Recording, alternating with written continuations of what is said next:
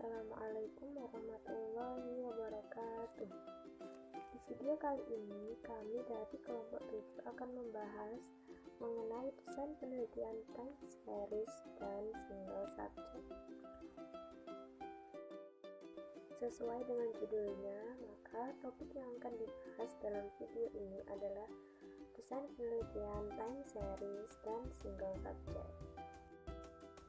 Sebelum menuju ke penjabaran materinya, kita perlu mengetahui dulu apa sih hubungannya time series dan single subject dengan penelitian kuantitatif. Jadi teman-teman, coba kita lihat peta konsep ini. Dalam penelitian kuantitatif terdapat banyak jenis penelitian, salah satunya yaitu penelitian eksperimen. Nah, dalam penelitian ini terdapat berbagai macam jenis desain penelitian. Desain yang banyak tersebut dikelompokkan dalam beberapa kategori. Salah satunya yaitu dikategorikan berdasarkan banyaknya grup. Nah, berdasarkan banyaknya grup ini, desain penelitian dibagi lagi menjadi dua kelompok, yaitu within group design dan within group design. Within group design artinya desain antar kelompok, sedangkan within group design artinya desain dalam kelompok. Nah, within group design ini adalah desain penelitian yang digunakan ketika peneliti hanya memiliki jumlah subjek yang terbatas dan tidak memungkinkan melibatkan lebih dari satu kelompok, sehingga peneliti terpaksa harus menggunakan satu kelompok saja. Jadi, pada praktik penggunaan within group design ini, peneliti hanya mengukur perubahan yang terjadi pada satu kelompok subjek itu saja. Dalam within group design ini terdapat 3 macam desain, yaitu time series experiment, repeated measures experiment design, dan single subject experiment. Nah, yang dibahas oleh kelompok kami hanyalah time series eksperimen dan single subject eksperimen. Lalu penjelasan selanjutnya mengenai time series eksperimen akan dijelaskan oleh Lailatul Faiko. Nah, baik. Jadi di sini saya akan menjelaskan beberapa poin. Poin yang pertama yaitu tentang desain penelitian time series. Nah, time series itu apa sih? Jadi time series ini tuh merupakan kumpulan data yang teratur oleh urutan waktu, dan frekuensi yang dimiliki oleh time series ini bisa meliputi tahunan, kemudian bulanan, jam, atau bahkan milidetik. Nah, time series eksperimen merupakan desain deret waktu alternatif ketika peneliti hanya mempunyai akses kepada satu subjek namun memiliki keleluasaan waktu untuk mempelajari selama periode waktu tertentu. Jadi, time series eksperimen atau desain deret waktu ini terbagi menjadi dua desain, yaitu yang pertama interrupt time series design dan yang kedua yaitu equivalent time series design. Nah, yang pertama yaitu interrupt time series design. Jadi dalam pelaksanaan rancangan ini sebelum diberikan perlakuan pada subjek, terlebih dahulu dilakukan beberapa kali observasi terhadap subjek. Nah, sehingga dapat diketahui kecenderungan kelompok. Sesudah itu baru diberikan perlakuan. Nah, setelah semua perlakuan selesai, baru dilakukan tes atau observasi dengan menggunakan instrumen yang sama dengan yang dilakukan sebelum perlakuan. Nah, selanjutnya untuk mengetahui kecenderungan subjek penelitian sesudah perlakuan juga dilaksanakan beberapa kali observasi. Nah, yang kedua yaitu design equivalent time series. Nah, jadi perlakuan diperkenalkan bukan satu kali, melainkan berulang kali dengan diselingi adanya periode yang tidak diberi perlakuan. Nah, salah satu keuntungan equivalent ini, peneliti dapat meniadakan bias, walaupun kelompok kontrol tidak ada. Hal ini dimungkinkan karena pada periode tertentu perlakuan tidak diberikan. Nah, kelemahan dari kerancangan ini yaitu validitas eksternal tidak dapat dikontrol oleh peneliti.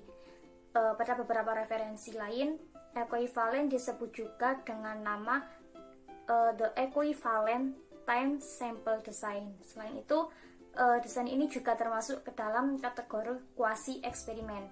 Perbedaan antara interrupt time series design dan equivalent terletak pada treatment yang dilakukan. Nah, untuk materi selanjutnya tentang review penelitian time series ini akan dilanjutkan oleh Lamia Zulfiana. Di sini saya akan menjelaskan tentang review penelitian time series dengan contoh judul penerapan pendekatan saintifik dalam pembelajaran biologi sebagai upaya melatih literasi saintifik. Penelitian ini menggunakan metode penelitian kuasi eksperimental dengan desain time series. Dengan metode ini tidak diperlukan kelompok kontrol untuk dibandingkan dengan kelompok eksperimen. Tidak digunakan penyamaan karakteristik dalam satu kelompok tindakan dan tidak memerlukan pengontrol variabel. Kemudian pada sampelnya, sampel yang diambil pada penelitian ini adalah siswa menengah dari Kabupaten Kudus yang diambil 120 siswa yang dipilih berdasarkan teknik convenience sampling. Jadi, teknik convenience sampling ini diambil menggunakan elemen sampel yang sudah tersedia dan memudahkan untuk mengambilnya. Kemudian, desain penelitian. Desain penelitian ini berupa 16 kali pengamatan, yaitu 8 kali pengamatan pertama atau pre-test dan 8 kali setelah diberikan tindakan berupa hasil post-test itu juga sebanyak 8 kali. Serta tindakan berupa penerapan pendekatan saintifik ke dalam pembelajar biologi. Penelitian ini mengambil topik berupa plantae dan animalia. Plantae ini meliputi Bryophyta, Pteridophyta, Gymnospermae, dan Angiospermae. Sedangkan animalia ini pencakupan Nelida, Arthropoda, Pisces, dan Tetrapoda yang dilaksanakan secara malar. Dan desain tersebut ditunjukkan dengan pola yaitu observasi 1 sampai 8 itu berupa pretest dan observasi 9 sampai observasi 16 itu berupa post-test. Jadi antara pretest dan post-test itu harus seimbang. Kemudian di antara pretest dan post-test itu dilakukan treatment dan treatmentnya itu juga sama seimbang antara post-test dan pretestnya. Tujuan diberikan beberapa kali pretest untuk melihat seberapa kemampuan atau modal siswa terhadap apa yang diteliti. Jadi semakin banyak diberikan pretest, maka akan semakin banyak pula peningkatan yang digapai siswa. Kemudian kepeningkatan.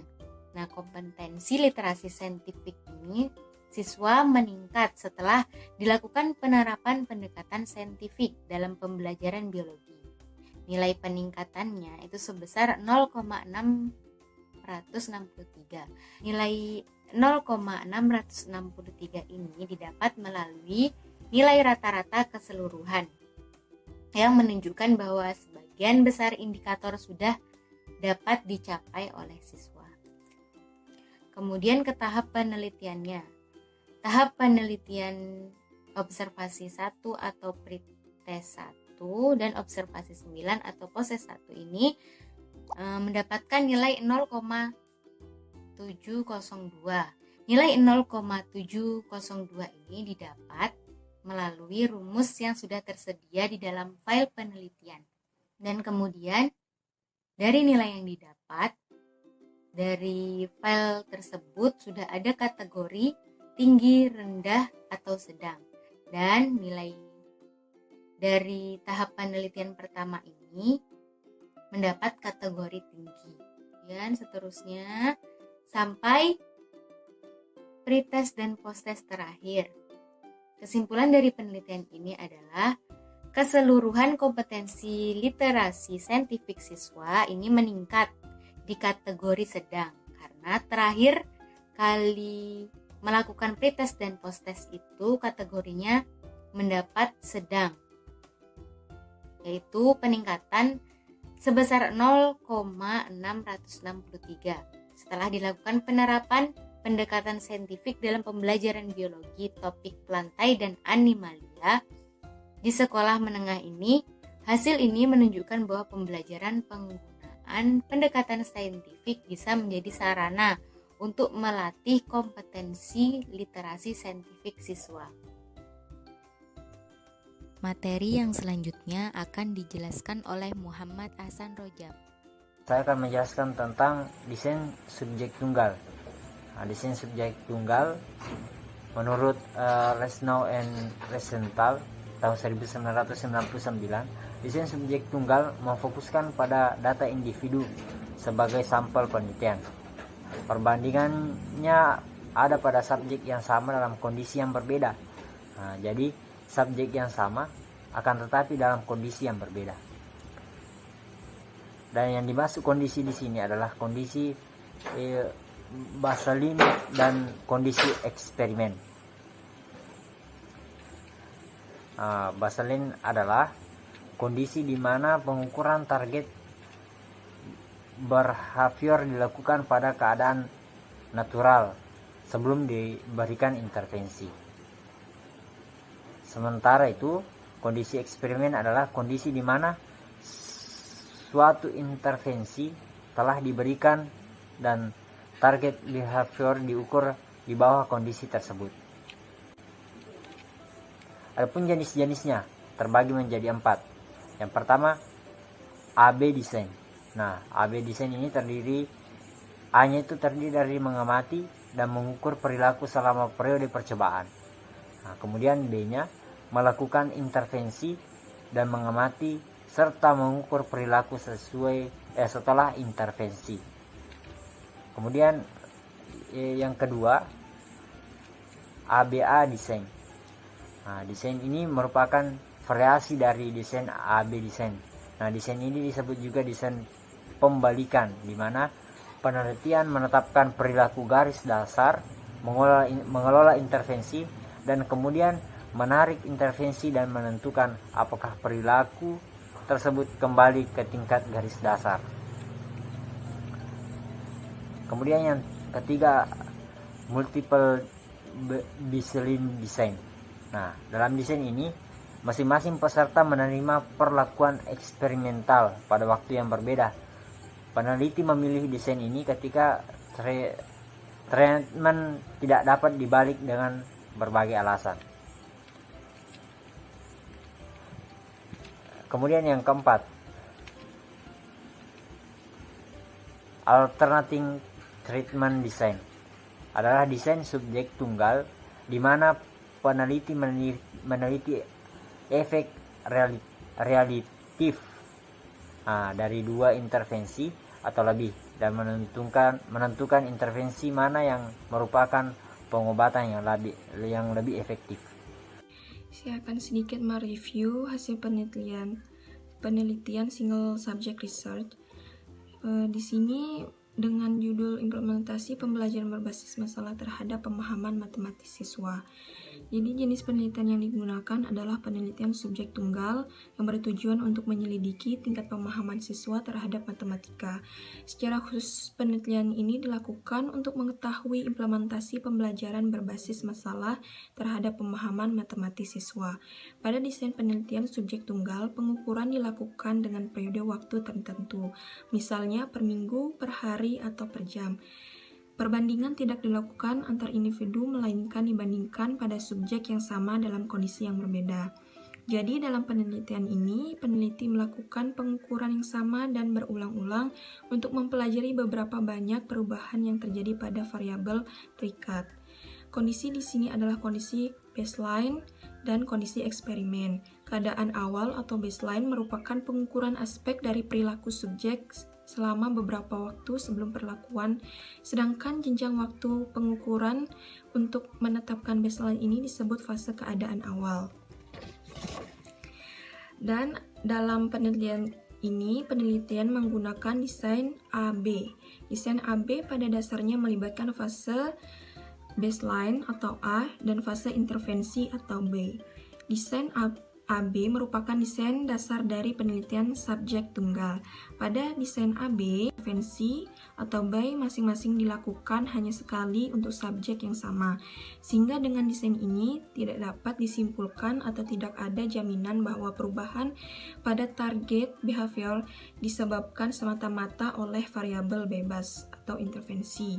Adapun perilaku yang diukur dalam penelitian ini adalah pembelajaran berbasis masalah terhadap tingkat pemahaman matematika. Dengan kata lain, penilaian ini hanya mengukur satu perilaku saja. Sekian. Sekian penjelasan dari kelompok kami mengenai desain penelitian time series dan single subject. Semoga bermanfaat untuk teman-teman semuanya. Terima kasih.